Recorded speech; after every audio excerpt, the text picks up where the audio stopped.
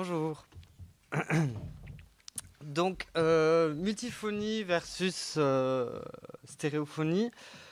Euh, j'ai un peu triché en fait parce que je vais parler de musique mixte.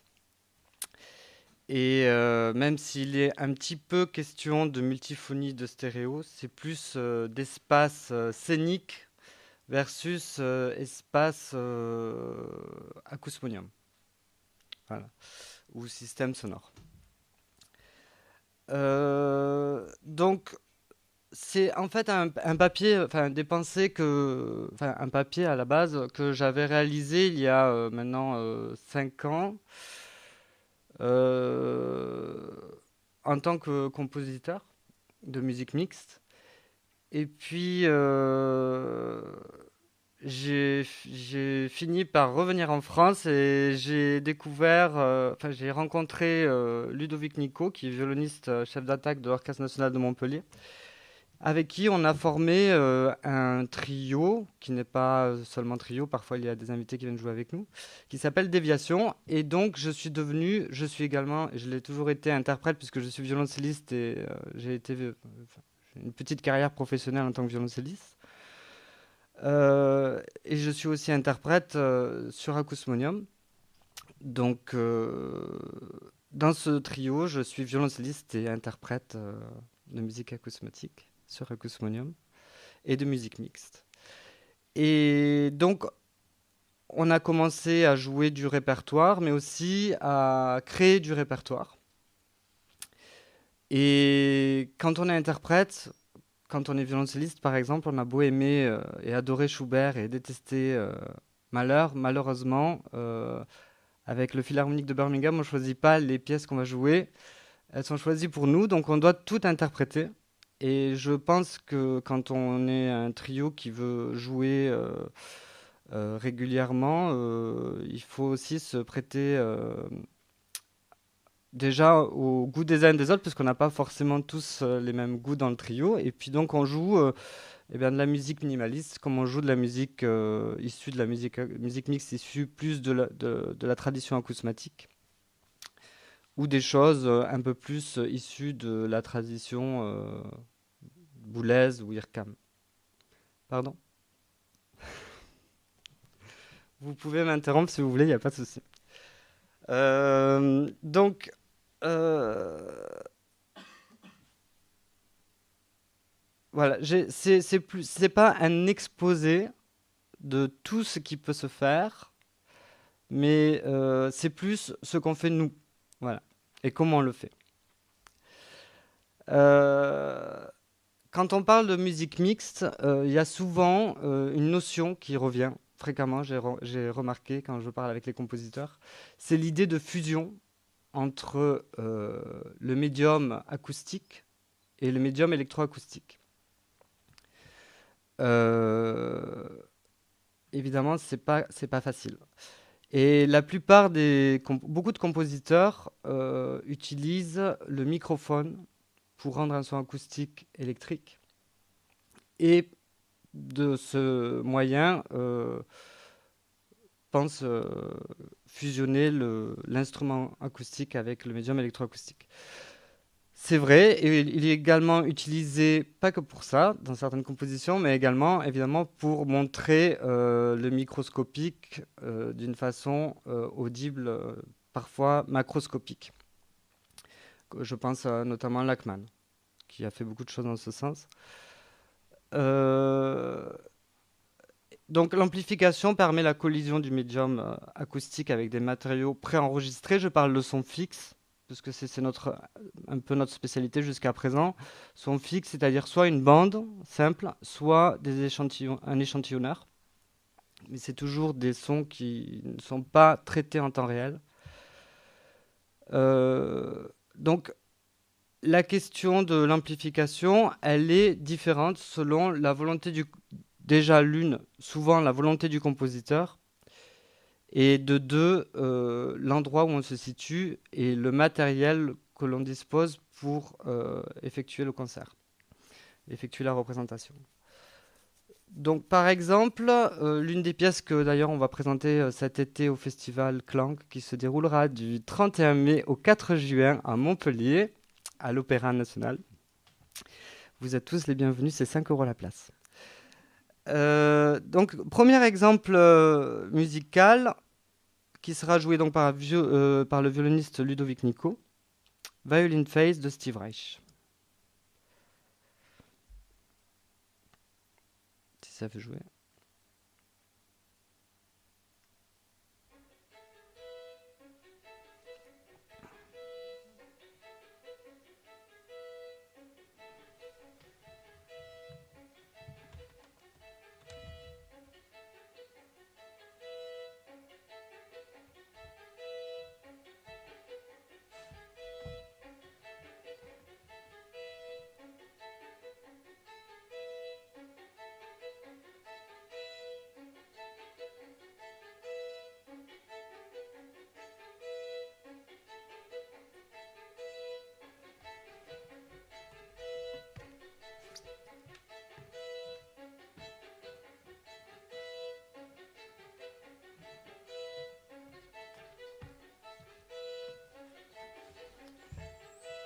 C'est une pièce assez laborieuse à jouer, je dois dire.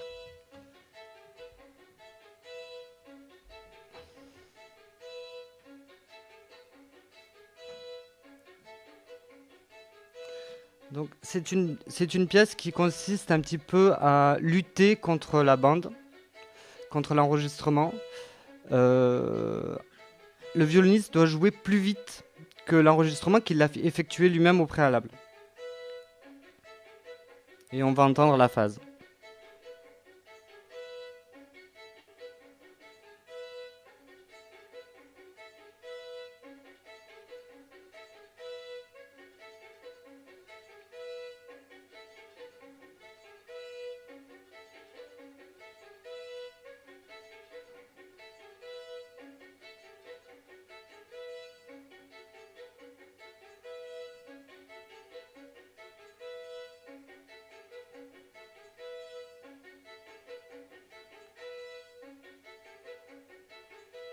Donc l'idée avec ce décalage, bon, pour ceux qui ne connaissent pas la musique de Steve Reich, l'idée avec ce décalage entre le violoniste et la bande, c'est qu'on petit à petit va se créer de nouvelles mélodies, de nouvelles harmonies et de nouveaux rythmes vont émerger de ce décalage. Voilà, on entend déjà le phénomène très bien ici.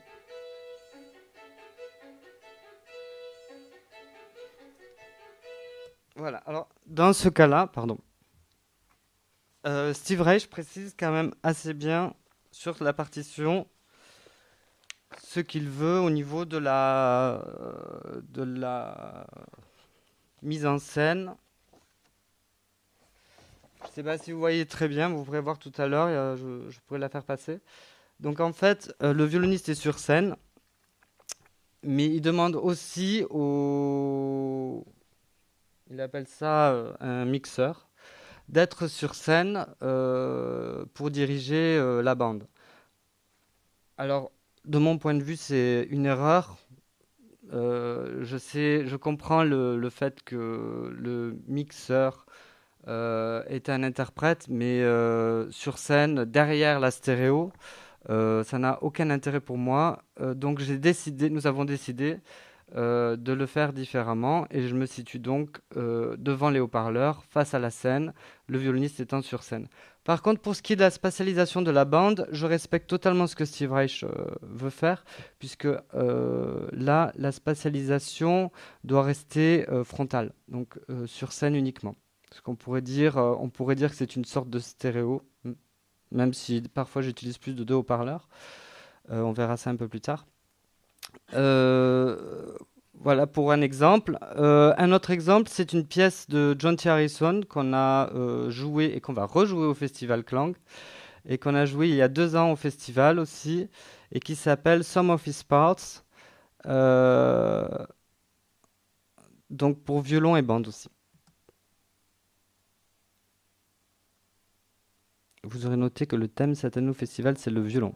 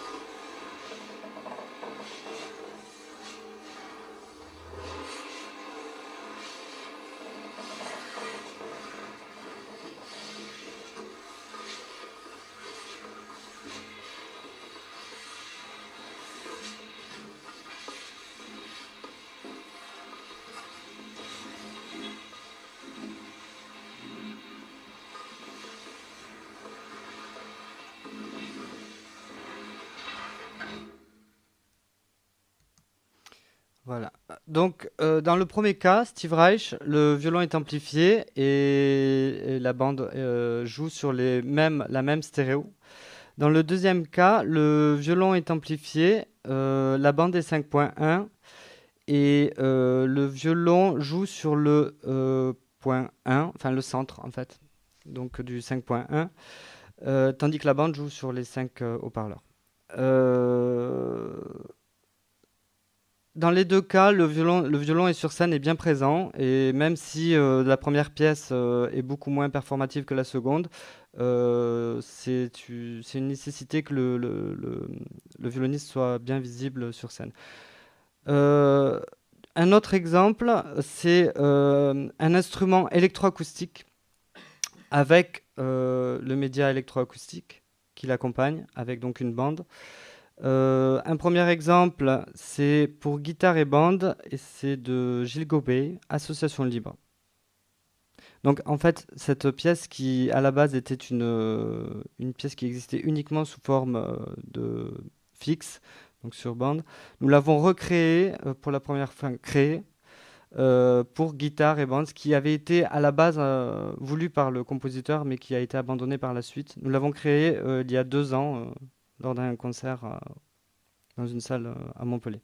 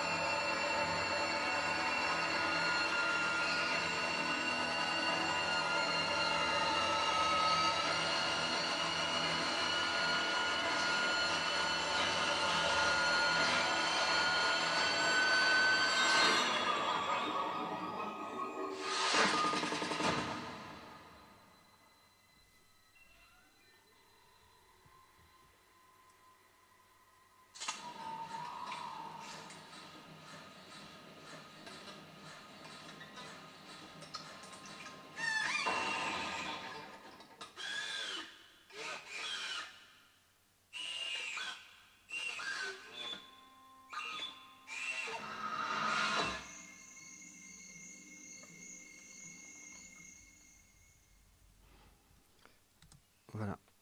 Donc, pour ce premier extrait de musique électroacoustique avec instrument électroacoustique et bande, euh, et le deuxième extrait, c'est une œuvre de Patrice Soliti qui s'appelle Four Lynch.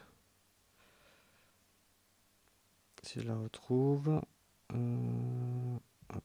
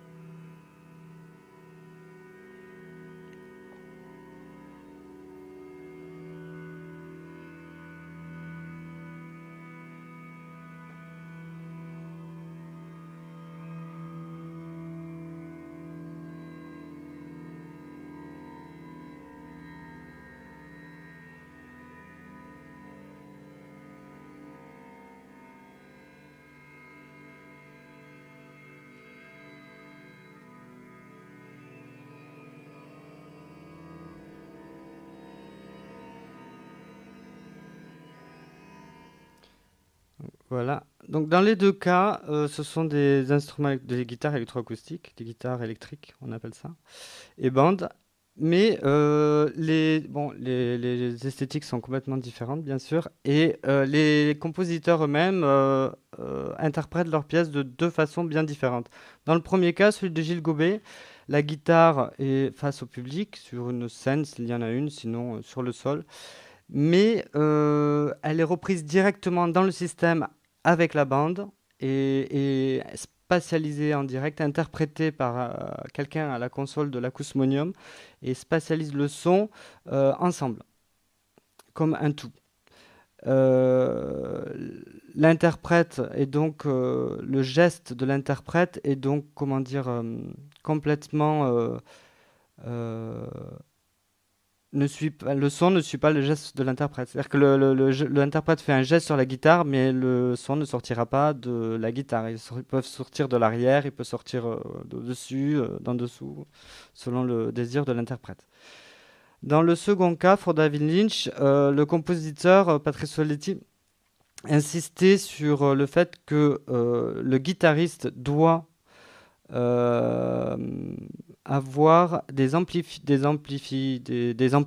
pour guitare sur scène et les bandes sont jouées sur un système à part. J'ai essayé, je me suis cassé la tête pas des milliers de fois, mais à beaucoup de concerts et je me suis rétamé bien des fois. Ça ne marche pas. Tout simplement parce que l'ampli guitare, c'est un ampli très particulier, qui a un son très particulier. Et le son de la bande, lui, est un son qui a été enregistré directement de la guitare. Et donc, il n'est pas passé par l'ampli. Et les espaces sont complètement dissociés non seulement de par le timbre, mais bien sûr de par la qualité et l'endroit, l'emplacement des haut-parleurs. Donc, pour moi, la meilleure des solutions dans ce cas-là, c'est, puisqu'on a deux instruments enfin, on a deux médias électroacoustiques, c'est de les jouer ensemble comme une seule, comme le fait Gilles Gobet. Et puis bien sûr, on a le cas de la musique instrumentale, de l'instrument non amplifié, avec le médium électroacoustique, et ça marche aussi. On a bien sûr des pièces beaucoup pour orchestre, puisque c'est très difficile d'amplifier un orchestre, vous imaginez. Donc je vais vous jouer Fernhill, qui est une pièce qui a gagné le prix de composition de Klang l'année dernière, et qui a une partie électroacoustique, une bande qui joue avec l'orchestre.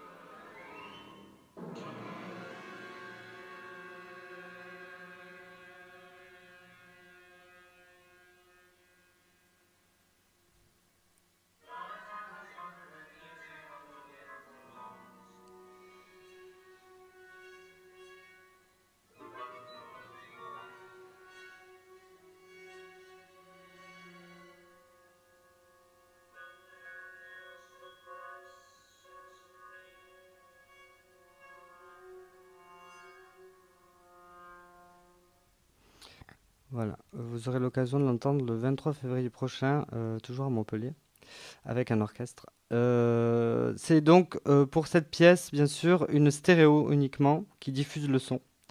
Et l'orchestre donc sur scène. Donc on a la spatialité scénique. Donc la question se pose de si on n'amplifie pas l'instrument, peut-on faire de la multiphonie pour de ce qui est du médium électronique, de la bande? La réponse, selon moi, c'est oui. On a fait un essai, mais pas n'importe comment et pas dans n'importe quel lieu surtout. Il faut un lieu très sec où l'instrument acoustique peut vraiment ressortir et bien s'entendre de partout dans la salle. Et avec un petit système, on peut très bien faire de la musique mixte de cette façon. Ça marche très bien.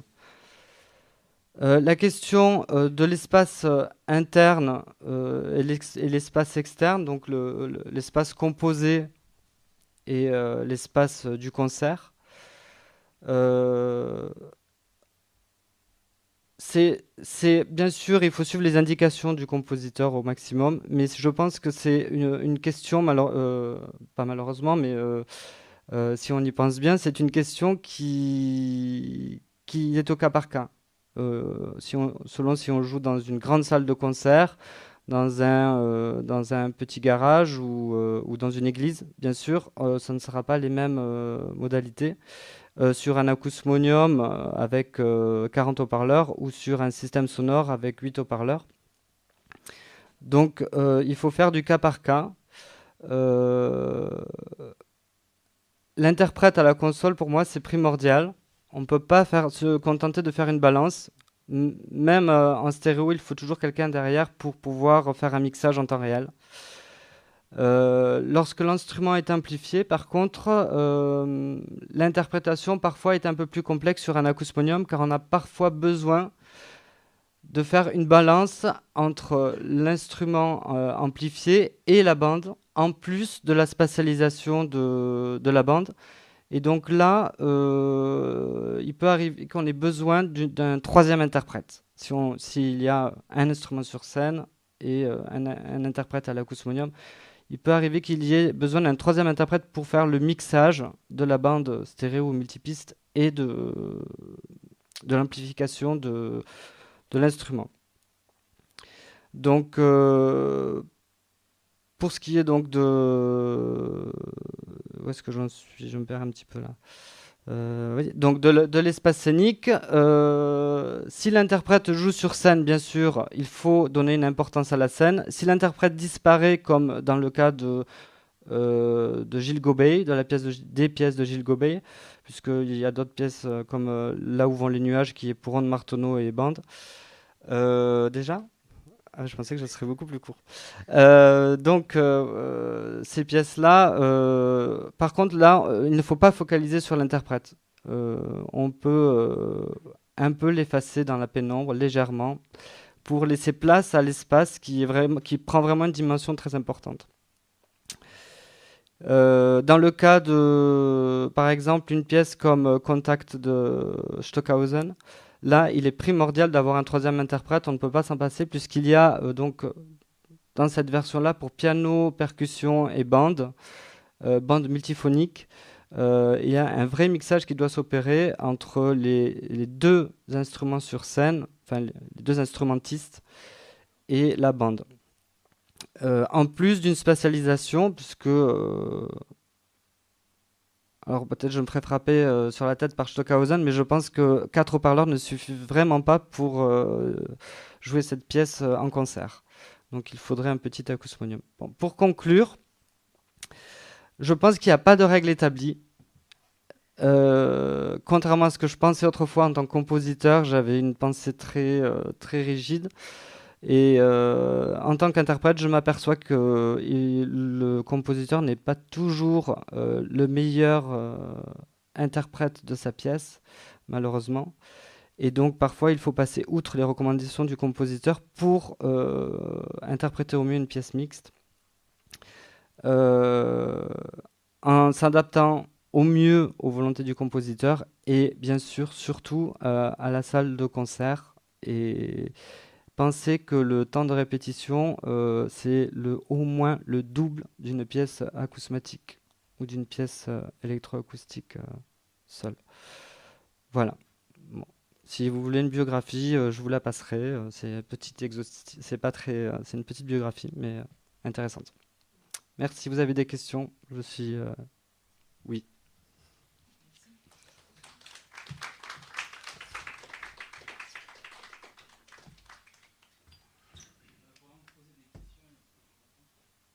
Et juste un énorme merci à Annette. Je lui dis toujours, mais sans le micro. Donc voilà, énorme merci à Annette et à Musique et Recherche et tous les assistants qui ont aidé. Merci.